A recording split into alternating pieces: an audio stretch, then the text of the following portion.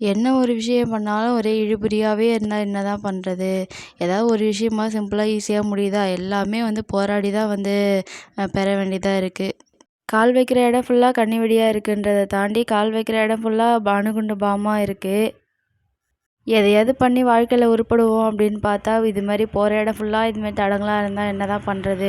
இன்னைக்கு காலையில 8 மணிக்கு வீட்ல கிளம்ப ஆரம்பிச்சவ, ஈவினிங் 5:30 மணிக்கு தான் வீடு சேர்றேன். அதுவரைக்கும் அலைஞ்சுக்கிட்டு அங்க போயிட்டு, இங்க போயிட்டு ஒரே அலைச்சலா இருந்தது. இவ்வளோ விஷயம் பண்ணியும் என்ன ஒரு விஷயம்னா, நான் போன காரியம் நடக்கவே இல்ல. அது எனக்கு இன்னும் ஏமாற்றத்த தான் குடுத்துச்சு. என்ன ரொம்ப சோர்வடைய வச்சுடுச்சு. சரி சொல்லிட்டு இதுக்கு மேல நம்ம வெயிட் பண்ண தேவையில்லன்னு சொல்லிட்டு நான் கிளம்பி ஒர்க் பண்ற இடத்துக்கு நான் ரூமுக்கே வந்துட்டேன்.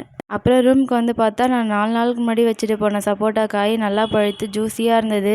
தேன் சப்போட்டான்னு சொல்லுவாங்கல்ல, அதுன்னு நெனைக்கிறேன். செம்ம டேஸ்ட்டா இருந்தது. நமக்கு எப்பவுமே பசி தானே, அதனால நம்ம சாப்பிட்டுட்டு எந்த வேலையா இருந்தாலும் பார்ப்போம் அப்படின்னு சொல்லிட்டு ரூமுக்கு வந்தவுடனே நல்லா சூப்பரா எனக்கு பிடிச்ச மாரி சாம்பார் வச்சு அழகா சாப்பிட்டுட்டேன்.